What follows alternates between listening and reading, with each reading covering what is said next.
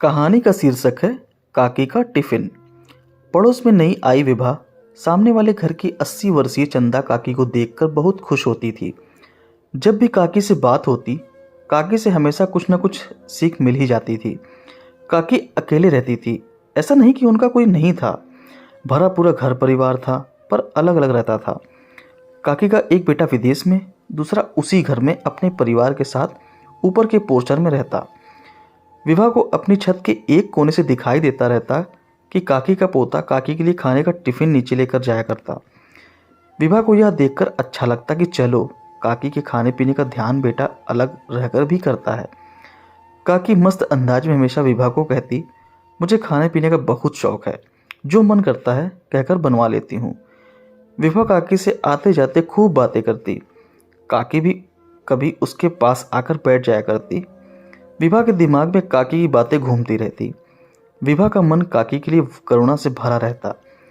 जितना उनका स्वभाव जान रही थी, उतना उनके साथ मन से जुड़ती जा रही थी। काकी अपने बेटे बहू पोते पोती की हमेशा तारीफ करती। विभा के पति टूर पर रहते।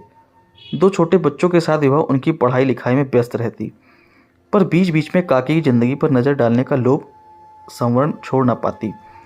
काकी के बेटा बहू उसे शुष्क से इंसान लगते।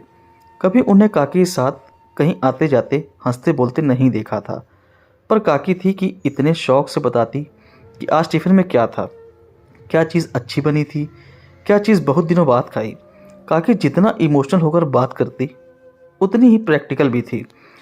विभा के पति सुनील जब घर होते, विभा काकी की बात करती तो वे कहते, विभा तुम्हारी काकी तो तुम्हारे सिर चढ़कर बोलती है, इतना दिल मत लगाओ उनसे, हम किराएदार हैं, यहाँ से जाना होगा। तो काकी को याद करके फिर उदास रहोगी। क्या करूँ सुनील, काकी इस उम्र में भी जितनी जिंदा दिल हैं, एक प्रेरणा सी मिलती है उनसे। यहाँ तो अपने रिश्तेदार की दूर हो जाएं, सबके सब मतलब के दोस्त है। विवाह अपने पुराने जख्म याद कर उदास होती रही। शिकायतों का एक दौर शुरू हुआ तो विभा दिल की भड़ास निकालती रही। सुनील क्या कहते हैं? हाँ, यह सच था कि विभा का दिल कुछ अपनों के व्यवहार से दुखी था। एक बार यूं ही सर्दियों की एक शाम को विभा काकी से मिलने उनके घर गई। उनकी गैलरी में उसे काकी और उनके पोते की आवाज़ सुनाई दी। पोता राकेश कह रहा था, दादी इस बार आपने अभी तक टिफ़िन के पैसे नहीं दिए। पापा ने कहा है कि महीने की 3 तारीख हो गई, पेंशन तो आ गई होगी। और पापा ने यह भी कहा है कि महंगाई बहुत बढ़ गई है, अब 2000 नहीं 3000 दिया करना टिफ़िन के लिए। अरे इतना महंगा?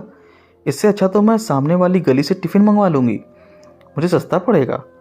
सोच लो दादी, हम वही बना कर देते हैं जो आप कहती हैं, बिना मिर्च मसाले का खाना। आपको ऐसा घर जैसा खाना बाहर मिल जाएगा। हाँ ये बात भी है, पर जाकर पूछ कर आ कि 2500 चलेगा। ठीक है, पूछ कर आता हूँ, कहकर राकेश जाने के लिए मुड़ा तो विभा तुरंत चुपचाप वापस लौट आई। उसकी आंखों से आंसू बहे चले जा रहे थे। मन कर रहा था कि दौड़ कर जाए और काकी को अपने सीने से लगा ले, पर नहीं, काकी के झूठ का भ्रम रखने के लिए वह भारी मन से घर की तरफ चलती रही। काकी के टिफ़िन के स्वाद का सच बहुत कड़वा था। दोस्तों, उम्मीद करता हूँ भावुक कहानी आपको पसंद आई होगी। अगर पसंद आए वीडियो को लाइक करें, शेयर करें और चैनल पर नए हो तो चैनल सब्सक्राइब करना ना भूलें। धन्यवाद।